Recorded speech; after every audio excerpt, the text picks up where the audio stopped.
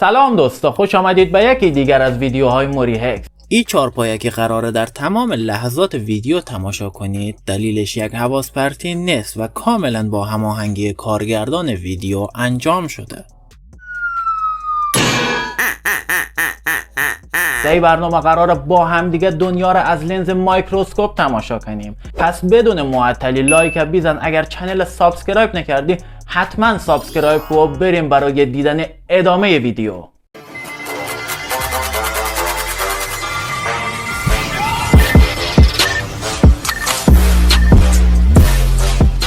خب دوستا، در ویدیوی اول قراره با هم دیگه بریم و ببینیم که یک قطره خون زیر مایکروسکوپ چه شکلی است و چطور دیده میشه. بریم برای دیدنش.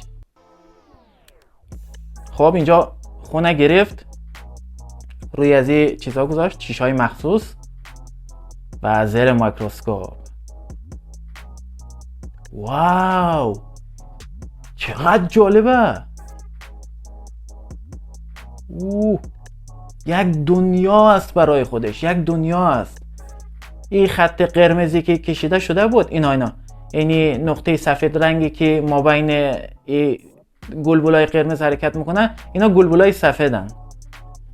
چه زیبا. همینطور ما بین گلبولای قرمز میپالن که مثلا اگر تهدیدی یا باکتری چیزی که برای بدن ضرر داره رو پیدا کردن بلافاصله ببلعنش.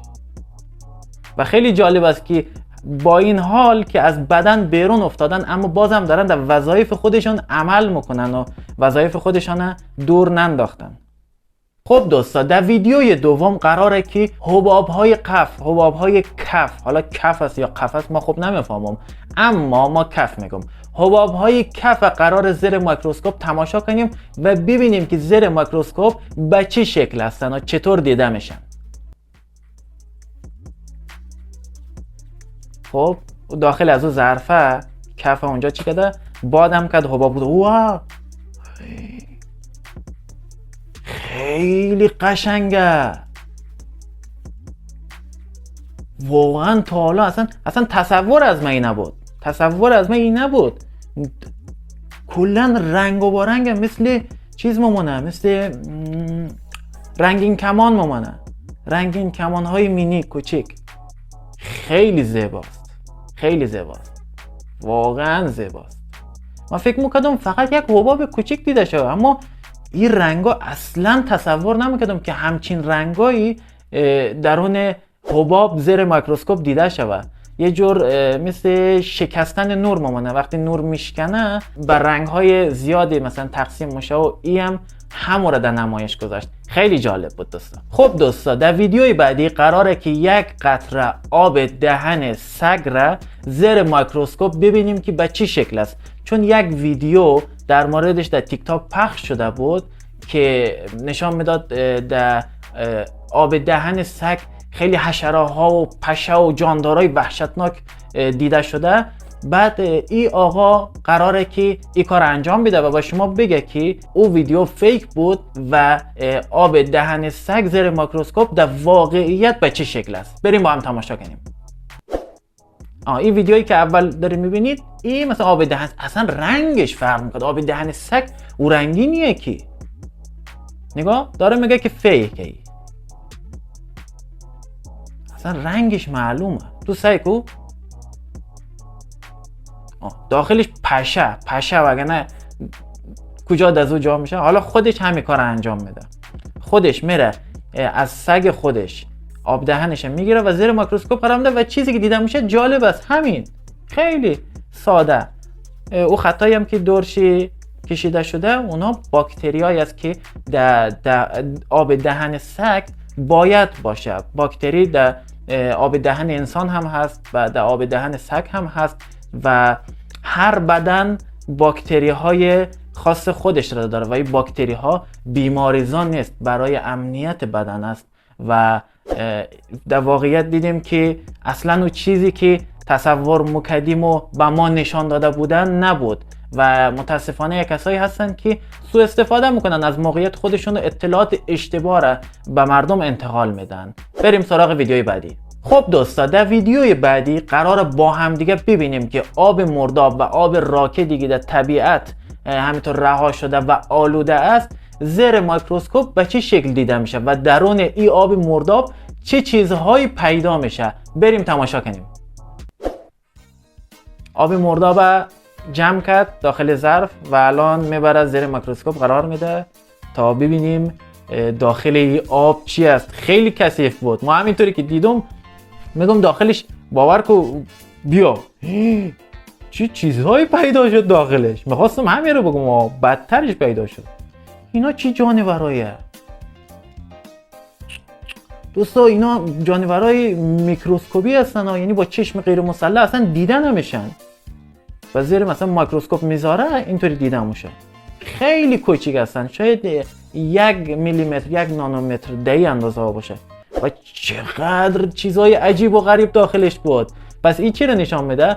اگر که در طبیعت بودید و جای آب راکت دیدید، آب مرداب دیدید، هر چقدر هم که تشنتان بود به هیچ عنوان آب مرداب و آب راکت نخورید. همونطور که دیدیم درونش یک موجوداتی بود که ما اصلا در زندگیم تا حالا ندیده بودم و تصور کنید که همچین موجوداتی را شما بفرستید داخل بدن خودتان و ایران بگم که اسید معده و خود معده قادر به هضم کردن خیلی از این باکتری ها و موجودات نیست. پس هیچ وقتی در طبیعت رفتید آب آلوده، آب مرداب و آب راکت مصرف نکنید. بریم سراغ ویدیوی بعدی.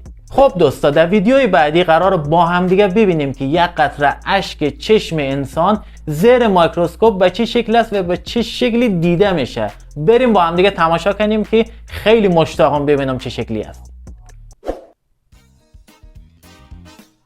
خب پیاز گرفت، پیاز میگیره زیر چشمش که اشکش به اشکش هم که گذاشت روی همو وسیله‌های مخصوص و این درخته، مثل درخته از یک طرف شروع میشه. این واکنشیه که بعد از اینکه از چشم در میاد این واکنش نشان میده و خیلی جالبه که این واکنش داریم میبینیم. اینا کریستالن، چون اشک چشم آدم داخلش مقدار زیادی نمک داره و شور هم هست. اگر چشیده باشید طعمشه شور است و این کریستال هایی که ما داریم میبینیم کریستال های نمکه. خیلی جالبه، چه شکل های قشنگ و زیبایی هم دارن. نگاه کنید، به به، این از لنز دیگه شه که داره نگاه میکنه. خیلی جالبه. شخصا تا حالا همچین چیزی را نه دیده بودم نه تصور کرده بودم. هیچ تصوری ما از این نداشتم و برای من جالبه که حداقل یک بارم که شده در طول زندگی خود بتونم یک قطره اشک زیر میکروسکوپ ببینم و این جالب بود برای خود من. حداقل یک بار دیدنش میتونه هم آدم سرگرم کنه و هم میتونه که به علم آدم بیافزاید. خیلی جالب بود. بریم سراغ ویدیوی بعدی. خب دوستا، در ویدیوی بعدی قراره ببینیم که مایع درون اوله یا تاول زیر میکروسکوپ به چه شکل است. بریم تماشا کنیم که خودم دوست دارم ببینم که واقعا این مایع آزاردهنده که هر موقع دست ما میسوزد این اوله که میزنه یا تاول که میزنه این مایع درونش خیلی آزاردهنده. خیلی موقع در یک جای گیر میکنه، پاره میشه، می بیرون، سوزش و خارش داره. برای خودم جالبه، میخوام ببینم این مایع چیه که انقدر باعث آزار از ما میشه. بریم ببینیم. خب دوستا، دستش هم که همه اولش رو دیدید و مهم سوزن ضد عفونی کرد. اول حرارت داد، بعدش هم با الکل ضد عفونی کرد. مایع درون تاول و اوله را در آورد و حالا زیر میکروسکوپ داریم میبینیم.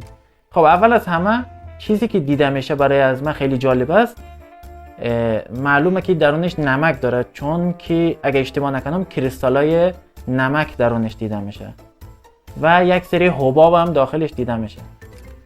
حالا این حبابا چیه ما نمیدونم حقیقتش، ولی جالب. چی جالب، گلوبول سفید. گلوبول سفید هم داخلش هست و البته ایران بگم که خب چون قسمتی از بدنه 100% گلوبولای سفید اونجا مارم برای پاکسازی اون مناطق که آلودگی چیزی وارد پوست نشده باشه از طریق سوختگی بدن.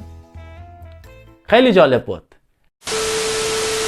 خب دوستا، این بود از ویدیوی امروز ما. امیدوارم که از ویدیو لذت برده باشید و از ویدیو خوشتان آمده باشه. اگر ویدیو رو دوست داشتید یادتان نره که لایک کنید، اگر نظری داشتید برای ما کامنت کنید و اگر چنل سابسکرایب نکردید دوستا حتما سابسکرایب کنید و او زنگوله و بالا گوشه رم بزنید و بذارید روی آل. چرا؟ تا هر وقت که ما ویدیو گذاشتم شما جزو اولین کسایی باشید که از ویدیو گذاشتن ما باخبر میشید و برای دیدنش به چنل من سر میزنید. پس یادتان نره که همیشه حق باشید و حق یارتان، خالقتان باشه نگهدارتان.